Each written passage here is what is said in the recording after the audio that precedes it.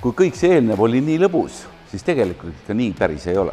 Autoremont võtab kaua aega sellepärast, et auto koosneb tuhandetest komponentidest ja iga autotootjal on omad nüansid. Numbritule vahetus on imelihtne, aga teinekord maatled tund aega roostes kruvidega, et neid lahti saada ja puurid välja hoopis. Osadel autodel tuleb stange ka eest ära võtta, et pirni vahetust teostada.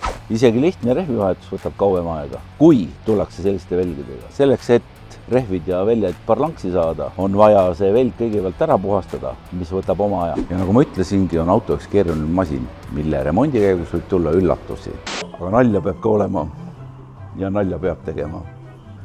Tule loo autokeskusesse